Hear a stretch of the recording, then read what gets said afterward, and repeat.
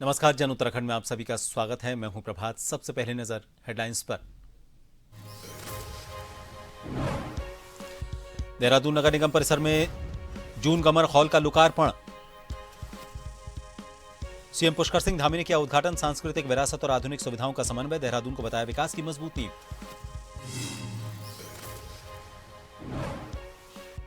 अस्पतालों में धूल फांक रहे करोड़ों के महंगे उपकरणों को लेकर स्वास्थ्य मंत्री सुबोध उनियाल की नाराजगी। जांच और कार्रवाई की कही बात, आईसीयू और वेंटिलेटर खाली रहने पर जताई चिंता।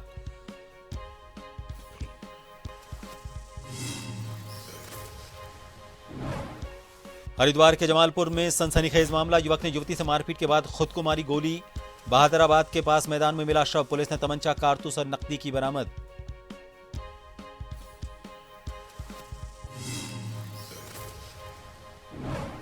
देहरादून में कल से 9 दिवसीय दून पुस्तक महोत्सव 2026 होगा शुरू। करीब 150 लेखक होंगे शामिल। सांस्कृतिक कार्यक्रम, संवाद और पुस्तक विमोचन होंगे आकर्षण। पुस्तक संस्कृति को बढ़ावा देने की पहल।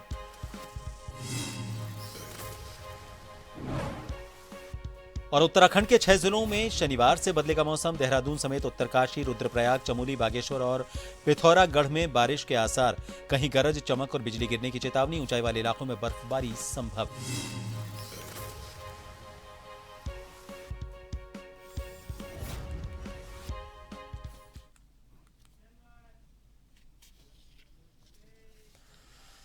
देहरादून में शहरी विकास को नई दिशा देते हुए नगर निगम परिसर में जून गमर हॉल का लोकार्पण किया गया। इस हॉल को सांस्कृतिक विरासत और आधुनिक सुविधाओं के समन्वय के रूप में विकसित किया गया है, जो आने वाले समय में विभिन्न कार्यक्रमों का प्रमुख केंद्र बनेगा। मुख्यमंत्री पुष्कर सिंह धामी ने इस मौके पर कहा कि यह हॉल शहर की विरासत और आधुनिक विकास का प्रतीक है। उन्होंने बताया कि नगर निगम देहरादून तेजी से बुनियादी सुविधाओं को मजबूत कर रहा है। शहर में पार्कों का निर्माण, स्ट्रीट लाइट व्यवस्था, इलेक्ट्रिक बसों का संचालन और चार्जिंग स्टेशन जैसी सुविधाओं पर काम किया जा रहा है। मुख्यमंत्री ने कहा कि देहरादून को स्वच्छ और हरित शहर बनाने के लिए सीवेज और स्वच्छता पर विशेष ध्यान दिया जा रहा है। साथ ही 1400 करोड़ रुपए से ज्यादा की विकास परियोजनाएं शहर में चल रही हैं, जो भविष्य में देहरादून के विकास की मजबूत नींव साबित होंगी।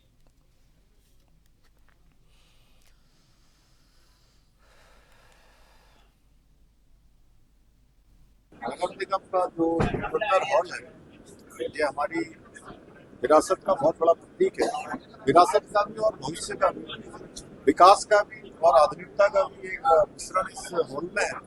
और नगर निगम देहरादून बहुत तेज गति से विभिन्न स्थापना सुविधाओं को बढ़ा रहा है, पार्कों का निर्माण कर रहा है, अनेक नए नए काम कर रहा है। स्ट्रीट लाइटें लग रही, इलेक्ट्रिक बसें चल रही हैं। स्वच्छ और हरित दून बनाने के लिए यहाँ पर सीवरेज के क्षेत्र में अच्छा काम हो रहा है, स्ट्रीट लाइटों का अच्छा काम हो रहा है, बहुत सारे काम, इलेक्ट्रिक चार्जिंग स्टेशन भी यहाँ पर बनाए गए हैं। और स्वच्छता के मामले में भी देहरादून शहर ने अच्छा काम किया है। आने वाले समय में और अच्छा काम करेगा। हमारा संकल्प है कि देहरादून स्वच्छ बने और क्लीन और ग्रीन दोनों ही कॉन्सेप्ट को पूरा करते हुए आगे बढ़े। इसको ध्यान में रखते हुए 1400 करोड़ से भी अधिक की परियोजनाओं पर देहरादून में काम हो रहा है। देहरादून में मुख्यमंत्री पुष्कर सिंह धामी ने प्रधानमंत्री नरेंद्र मोदी के संभावित उत्तराखंड दौरे को लेकर कहा कि प्रदेश सरकार पूरी तरह तैयार है। अप्रैल माह में प्रस्तावित इस कार्यक्रम के दौरान विकास से जुड़ी कई महत्वपूर्ण परियोजनाएं जनता को समर्पित की जा सकती हैं। मुख्यमंत्री ने कहा कि प्रधानमंत्री का उत्तराखंड से विशेष लगाव रहा है और उनके हर दौरे से प्रदेश को नई सौगात मिली है। सब लोग उत्तराखंड के भी और देश के भी लोग चाहते हैं कि प्रधानमंत्री जी आएंगे तो अन्य चीजें भी यहाँ पर, अन्य विकास योजनाओं को भी जनता को समर्पित करेंगे, क्योंकि उत्तराखंड की जनता से, उत्तराखंड राज्य से उनका एक विशेष लगाव है, आध्यात्मिक लगाव भी है, व्यक्तिगत जुड़ाव भी है। उनके हृदय में उत्तराखंड बसता है। इस कारण से उत्तराखंड में अनेक परियोजनाएं उनके प्रधानमंत्री बनने के बाद चालू हुई हैं। उत्तराखंड के चंपावत जिले में राष्ट्रीय पुरानी पेंशन बहाली आंदोलन के बैनर तले शिक्षक भवन लोहाघाट में महत्वपूर्ण बैठक का आयोजन किया गया। जिलाध्यक्ष गोविंद मेहता की अध्यक्षता में हुए इस कार्यक्रम में विभिन्न कर्मचारी संगठनों ने आगामी आंदोलन की रणनीति तैयार की। कर्मचारियों ने साफ चेतावनी दी कि वर्ष 2027 के विधानसभा चुनाव में जो पार्टी पुरानी पेंशन बहाल करेगी, संगठन उसी का समर्थन करेगा। बैठक में नई पेंशन योजना को असुरक्षित बताते हुए आगामी मई महीने में जनपद स्तर पर विशाल रैली निकालने का निर्णय लिया गया।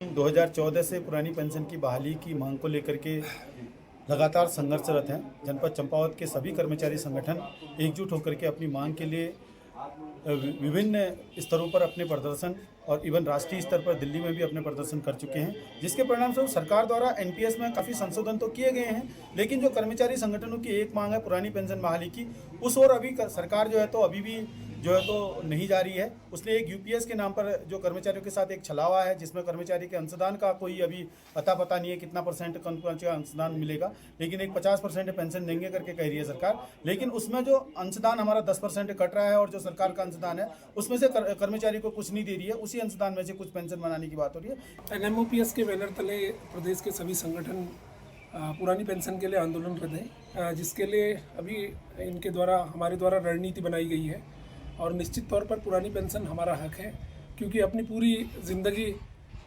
डिपार्टमेंट के अंदर गुजारने के बाद यदि पेंशन भी नहीं मिलेगी तो फिर सरकारी सेवा में रहने का कोई फ़ायदा नहीं है। और सारी जो सरकार की नीतियाँ उसका क्रियान्वयन भी राज्य कर्मचारी और शिक्षक ही करते हैं। इसलिए सरकार से हमारी डिमांड है कि इस वर्ष आप हमारी पुरानी पेंशन लागू करें, क्योंकि अगले वर्ष चुनाव है। अन्यथा जो भी पार्टी हमारे हक में हमारे साथ होगी हम उसका समर्थन करेंगे। काशीपुर नगर निगम के महापौर दीपक बाली ने प्रेस वार्ता में रामनगर रोड निर्माण को लेकर बड़ी घोषणा की। उन्होंने बताया कि काशीपुर रामनगर रोड के निर्माण प्रस्ताव को मंजूरी मिल गई है और जल्द ही काम शुरू किया जाएगा। इसके लिए एस्टीमेट तैयार कर पहले 16 करोड़ 30 लाख 15 हजार रुपए का प्रस्ताव बनाया गया था, जिसे बाद में संशोधित कर 17 करोड़ 51 लाख रुपए कर दिया गया है। ये प्रस्ताव भारत सरकार को भेजा जा चुका है। महापौर ने रामनगर रोड NH 309 की जर्जर हालत, चैती मेला परिसर के विकास, हाईटेक शौचालयों, ड्रेनेज प्लान और इसके साथ ही कई बिंदुओं पर विस्तार से जानकारी दी। काशीपुर की सम्मानित जनता की तरफ से और काशीपुर का मेयर होने के नाते अपनी तरफ से माननीय मुख्यमंत्री श्री पुष्कर सिंह धामी जी का धन्यवाद करना चाहता हूं। आपके माध्यम से आभार व्यक्त करना चाहता हूं कि जो रामनगर रोड, काशीपुर से रामनगर तक की जो रोड थी, जिस पर अभी हमने 4 दिन पहले भी आपके माध्यम से बात करी थी, पत्रकार बंधुओं के माध्यम से बात की थी कि वो उसका प्रपोजल हल्द्वानी ऑफिस से RO देहरादून भेज दिया गया है और देहरादून से भारत सरकार को भेज दिया गया था। मैं पत्राचार इसमें पिछले 2-3 महीने से कर रहा था, जो मैंने आपको बताया भी था 3 दिन पहले जब हमने बात की थी। जो प्रपोजल 16 करोड़ 30 लाख का भेजा गया था, फिर RO ऑफिस से वो प्रपोजल 17 करोड़ 51 लाख का होकर भारत सरकार को गया, उसका सैंक्शन आ गया है, वो मंजूर हो गया है और 16 करोड़ 81 लाख रुपए की धनराशि मंजूर हुई है, जो अगले 1 हफ्ते के अंदर विभाग की साइट पर, पोर्टल पर जो टेंडर प्रक्रिया है वो शुरू हो जाएगी और अगले 1 महीने के अंदर टेंडर की प्रक्रियाओं को पूरा करते हुए लगभग आप ये मान लीजिए कि मई के 2nd हफ्ते में इसका निर्माण शुरू हो जाएगा। भारतीय जनता पार्टी का 6 अप्रैल को स्थापना दिवस है। पार्टी अपने 46वें स्थापना दिवस को भव्य रूप से मनाने जा रही है। उत्तराखंड के मुख्यमंत्री पुष्कर सिंह धामी का कहना है कि भारतीय जनता पार्टी एक राष्ट्रवादी राजनीतिक दल है, जो भारत को एक सुदृढ़, समृद्ध और शक्तिशाली राष्ट्र के रूप में विश्व पटल पर स्थापित करने के लिए कृत संकल्पित है। हमारा हर एक कार्यकर्ता संकल्पबद्ध है कि कैसे हम प्रदेश के विकास में अपनी भागीदारी निभाएं। भारत को एक समर्थ राष्ट्र बनाने के लक्ष्य के साथ भाजपा का गठन हुआ है। बहुत बीजेपी का हमारा संगठन गांव-गांव तक पहुंचा है, घर-घर तक पहुंचा है और हर एक जनगण मन उत्तराखंड के हर एक नागरिक के जीवन में सरकार का योगदान, सुविधाएं पहुंचे, शासन पहुंचे, इसके लिए हमारे भारतीय जनता पार्टी का हर एक कार्यकर्ता संकल्प काम करेगा। 6 अप्रैल हमारे लिए बहुत बड़ा दिन है, एक हमारे लिए महोत्सव की तरह है, उत्सव की तरह है, एक पवित्र दिन है। इस दिन से भारतीय जनता पार्टी प्रारंभ हुई थी और उस स्थापना दिवस पर हम पूरे उत्साह के साथ और संकल्प लेंगे कि और अच्छे देहरादून में दिव्यांशु की श्रद्धांजलि सभा में एसएसपी परमेंद्र डोभाल शामिल हुए। उन्होंने किसान नेता राकेश टिकैत और अन्य नेताओं से बातचीत कर 1 हफ्ते में आरोपी की गिरफ्तारी का आश्वासन दिया। एसएसपी ने बताया कि मुख्यमंत्री से मुलाकात के लिए समय भी लिया जाएगा। वहीं राकेश टिकैत ने कहा कि उन्होंने अपनी मांगे रखी हैं और उत्तर प्रदेश की कानून व्यवस्था की सराहना भी की है।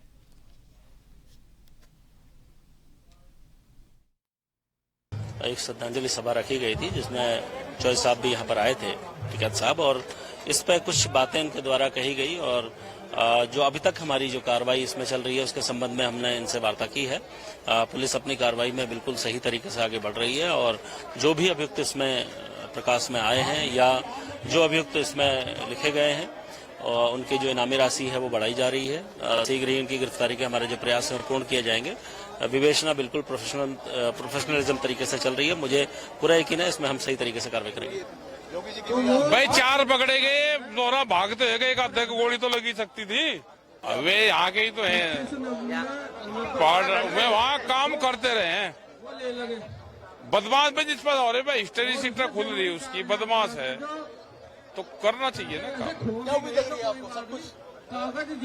उम्मीद ये है कि टाइट ऐसे ही जनता रहेगी और अभिभावक मीटिंग यहाँ पे होगी जिस दिन, यहाँ पे पंचायत हमको करते रहनी पड़ेगी इसको सुधारने के लिए। उससे प्रशासन भी सुधरेगा और सरकार भी सुधरेगी। उत्तराखंड के चंपावत जिले में लोहाघाट राष्ट्रीय राजमार्ग पर एक कार अनियंत्रित होकर पहाड़ी से जा टकराई। धारचूला से हल्द्वानी जा रही वैगनार कार में एक ही परिवार के 4 लोग सवार थे। इस दुर्घटना में आशा बोनाल और सनल देवी घायल हुए हैं, जिन्हें निजी वाहन से लोहाघाट उप जिला चिकित्सालय पहुंचाया गया। चिकित्सा अधीक्षक डॉक्टर विराज राठी ने बताया कि एक महिला के सिर पर गंभीर चोट लगने के कारण उन्हें हायर सेंटर रेफर किया गया है। ये अभी हमारे पास लगभग कोई 12 बजे के करीब 2 महिलाएं आई हैं जो कि आरटीए का केस है। जो पिथौरागढ़ से एक जो टैक्सी थी वो हल्द्वानी की तरफ जा रही थी और वो बापरू और इस घाट के बीच में टकराए हैं, जिसमें 2 महिलाएं घायल हुई हैं। उनमें से एक महिला के सीधे हाथ में लस्ट्रेशन है, घाव के निशान है, और उल्टे पैर में उनके घाव के निशान है, जिन्हें हमने यहीं पे ट्रीट कर दिया है और वो उनके सारे वाइटल्स नॉर्मल है। लेकिन दूसरी जो महिला है उनके सिर में चोट आई है और लगभग कोई 3 से 4 सेंटीमीटर का घाव है, उसमें हमने टाँके कर दिए हैं और उनको प्राइमरी ट्रीटमेंट दे दिया है। अब क्योंकि वहाँ से ब्लीडिंग हो रही है तो एक बार एनसीसीटी के हेड के लिए हम उनको डिस्ट्रिक्ट हॉस्पिटल और सर्जन रेफरेंस के लिए डिस्ट्रिक्ट हॉस्पिटल रेफर करेंगे। उत्तराखंड में शहरी विकास कार्यों को तेजी से आगे बढ़ाया जा रहा है। नगर निगम और अन्य निकाय क्षेत्रों में सड़क, नाली और टाइल्स जैसे काम लगातार किए जा रहे हैं। कैबिनेट मंत्री राम सिंह खेड़ा ने कहा कि हर क्षेत्र में विकास पहुंचाया जा रहा है और कोई भी मोहल्ला अछूता नहीं है। साथ ही कूड़ा निस्तारण को लेकर भी अधिकारियों को सख्त निर्देश दिए गए हैं।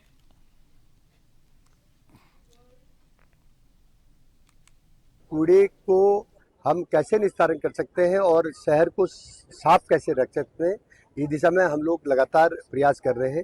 माननीय नरेंद्र मोदी जी के नेतृत्व में, पुष्कर धामी जी के नेतृत्व में जो पूरे देश और प्रदेश में स्वच्छता अभियान हमारा चल रहा है, तो हम लोग लगातार नगरों की सफाई, ग्रामीण क्षेत्रों में भी हम लोग सफाई अभियान चलाए हुए हैं और जहाँ पर भी कूड़े का कहीं पर सही निस्तारण हो, इस दिशा में हमारी लगातार अधिकारियों से चर्चा चल रही है। निश्चित रूप से हम शहर को स्वच्छ और भव्य बनाने की दिशा में काम कर रहे हैं। एक छोटे से ब्रेक के लिए यहां रुकेंगे, आप बने रहिए जन टीवी पर।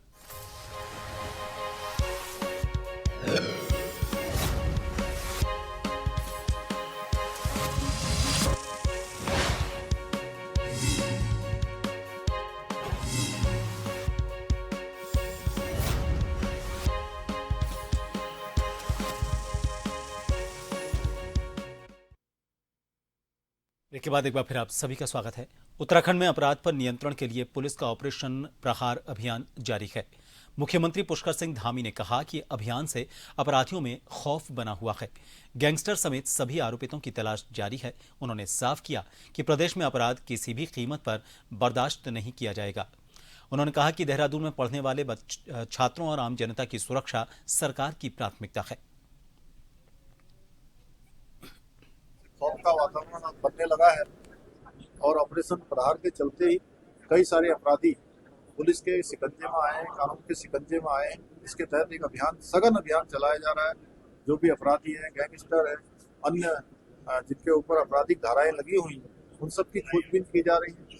बड़ी संख्या में जो यहाँ पर देश दुनिया के छात्र पढ़ते हैं, उनकी सुरक्षा भी हमारे लिए सर्वोच्च प्राथमिकता है, क्योंकि उत्तराखंड एक ऐसा स्थान है और उसमें से भी देहरादून, यहाँ पर सभी लोगों को आत्मसात किया है। कम से कम कई हजारों लाखों बच्चे, छात्र छात्राएं पूरे देश के पढ़ते हैं, उनकी सुरक्षा हमारे लिए सर्वोच्च प्राथमिकता है। यहाँ के नागरिकों की सुरक्षा, इसलिए अपराध किसी भी कीमत पर उसको टॉलरेट नहीं किया जाएगा। यहाँ पर देवभूमि में अपराधियों के खिलाफ सख्त कार्रवाई होगी। उत्तराखंड के अल्पसंख्यक कल्याण मंत्री खजान दास ने विधानसभा स्थित सभागार कक्ष में विभागीय अधिकारियों के साथ समीक्षा बैठक की। मंत्री ने अल्पसंख्यक कल्याण विभाग के अंतर्गत किए जा रहे कामों की जानकारी ली। उन्होंने कहा कि आज हमने बैठक में शामिल सभी सदस्यों से सुझाव लिए और विभाग के अंतर्गत और कितने जनकल्याणकारी काम किए जा सकते हैं, इस बारे में चर्चा की। मंत्री ने अधिकारियों को निर्देशित करते हुए कहा कि अल्पसंख्यक कल्याण विभाग द्वारा किए जा रहे कामों के प्रति जनमानस को जागरूक किया जाए और होर्डिंग और अन्य प्रचार प्रसार माध्यमों से जन कल्याणकारी योजनाओं को साझा किया जाए।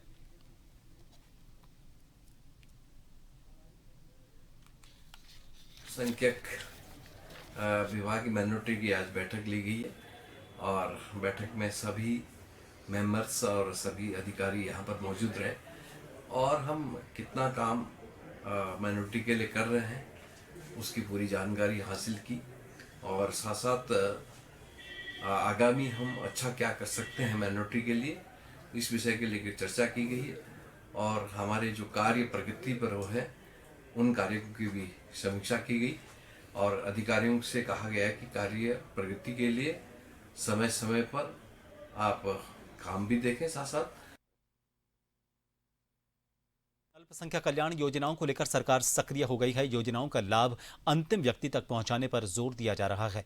कैबिनेट मंत्री खजान दास ने विभाग की समीक्षा करते हुए अधिकारियों को निर्देश दिए कि केंद्र और राज्य की योजनाओं का लाभ पात्र लोगों तक पहुंचे। उन्होंने कहा कि आने वाले समय में टीम भावना के साथ काम कर अल्पसंख्यक वर्ग को ज्यादा लाभ दिलाया जाएगा।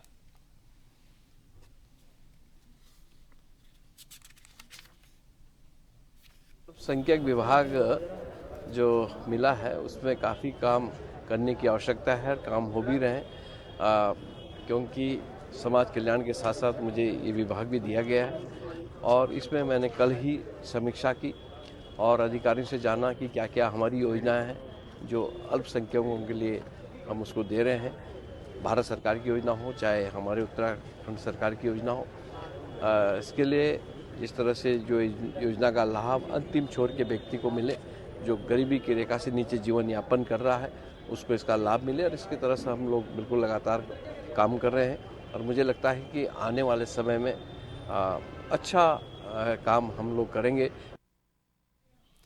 देहरादून में स्वास्थ्य सुविधाओं को लेकर सरकार सख्त नजर आ रही है। अस्पतालों में महंगे उपकरण होने के बावजूद उनके सही इस्तेमाल पर सवाल उठ रहे हैं। स्वास्थ्य मंत्री सुबोध उनियाल ने कहा कि कई करोड़ के उपकरण खरीदे गए लेकिन उनका इस्तेमाल नहीं हो रहा, जिसकी जांच कर कार्रवाई की जाएगी। उन्होंने कोरोनेशन अस्पताल का उदाहरण देते हुए आईसीयू और वेंटिलेटर खाली रहने पर चिंता जताई। मंत्री ने साफ किया कि अस्पतालों को सिर्फ रेफरल सेंटर नहीं बनने दिया जाएगा, नहीं तो जनता का भरोसा कमजोर होगा और लोग निजी अस्पतालों की तरफ रुख करेंगे। अच्छे इक्विपमेंट्स भी हैं, कई मुझे खबर आई है कि कई करोड़ों के इक्विपमेंट लेकर के अभी तक उनको उपयोग नहीं किया गया। तो इस पर मैं बड़ा कड़ा कदम उठाऊंगा कि आखिर अगर खरीदे क्यों गए और खरीदे गए तो उनका उपयोग नहीं किया जा रहा है। जिस तरह मैंने कल आपको देखा कि बहुत अच्छा आईसीयू हमारा कोरोनेशन का है, वेंटिलेटर्स लगे, लोग लगातार वेंटिलेटर और आईसीयू की डिमांड करते हैं लेकिन कोरोनेशन में खाली पड़ा है। तो कहीं ना कहीं अस्पतालों को अपना परसेप्शन सुधारना पड़ेगा और डॉक्टर्स को, क्योंकि स्पेसिफिक डॉक्टर रखते हैं। मेरा सबसे बड़ा फोकस है कि कतई अस्पतालों को रेफरल हॉस्पिटल न बनाया जाए। बड़े हॉस्पिटल में आदमी आएगा वहां भी रेफर आप करेंगे तो जनता के विश्वास में कमी आएगी और प्राइवेट इंस्टीट्यूट की तरफ भागेगा। से खबर है, यहां पर कांग्रेस के वरिष्ठ नेता और लक्सर विधानसभा से पूर्व प्रत्याशी सुमित चौधरी ने पत्रकार वार्ता कर उत्तराखंड की राजनीति में हरीश रावत को कांग्रेस की रीढ़ की हड्डी बताते हुए लगातार उन्हें नजरअंदाज करने का आरोप लगाया। उन्होंने साफ शब्दों में कहा कि अगर यही स्थिति बनी रही तो आने वाले 2027 के विधानसभा चुनाव में कांग्रेस को भारी नुकसान उठाना पड़ सकता है।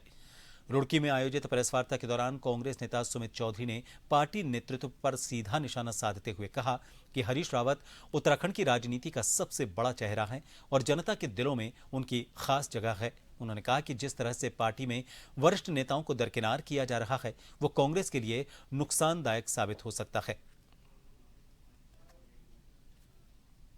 कोई भी पार्टी हो, कोई भी राजनीतिक दल हो, सब में कुछ ना कुछ खींचतान चलती है और चुनाव का समय है, कुछ ना कुछ कहीं पे सहमति असहमति चलती रहेगी। कभी भी कोई ये सोचेगा या फिर कोई ये चाहे कि हम हरीश रावत जी को चुनाव से इग्नोर करके हम 27 के चुनाव में जाएं, तो आप ऐसे समझ लीजिए कि जैसे हमारे सामने महाभारत में जैसे एक कौरवों की एक बहुत बड़ी सेना थी, तो बीजेपी उस तरीके उत्तराखंड की रीढ़ की हड्डी कहा जाता है, बिल्कुल कहा जाता है साहब। लेकिन राजनीतिक ब्रेक कहाँ ले रहे हैं? चर्चाएं लोग नहीं, वो तो लोग चर्चा करें, कुछ भी कर सकते हैं चर्चा, लेकिन मेरे कहने का मतलब है कि इतने बड़े लीडर को इग्नोर करके हम चुनाव नहीं लड़ पाए। हमें उनके एक्सपीरियंस की जरूरत है।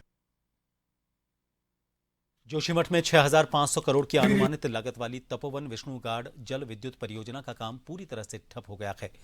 8 गांवों के ग्रामीण अपनी 15 सूत्रीय मांगों को लेकर 1 अप्रैल से अनिश्चितकालीन धरने पर डटे हुए हैं। ग्रामीणों ने बैराज साइट तपोवन, सेलंग और आनीमठ साइट पर निर्माण कार्य रोक दिया है। आंदोलनकारी सुबह 7 बजे से शाम तक क्रमिक अनशन कर रहे हैं और एनटीपीसी के खिलाफ जमकर नारेबाजी कर रहे हैं।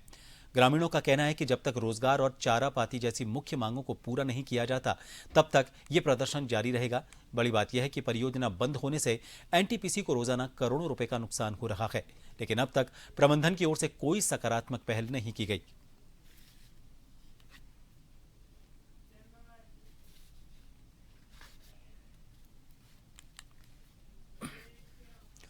उत्तराखंड के देहरादून जिले में एलपीजी सिलेंडरों की भारी किल्लत को देखते हुए स्थानीय निवासियों ने सड़क पर उतरकर विरोध प्रदर्शन किया। आक्रोशित लोगों ने शिमला बाईपास रोड को जाम कर दिया। इससे यातायात पूरी तरह से बाधित हो गया। प्रदर्शनकारियों का आरोप है कि पिछले कई दिन से गैस की सप्लाई सुचारू नहीं हो पा रही है। इससे आम जनता को भारी परेशानी हो रही है। सूचना पाकर मौके पर पहुंची पुलिस और प्रशासन की टीम ने लोगों को समझा बुझाकर जाम खुलवाने की कोशिश की। इन लोगों ने जल्द आपूर्ति बहाल न होने पर उग्र आंदोलन की चेतावनी दी है। और फिलहाल के लिए इस बुलेटिन में इतना ही। नमस्कार।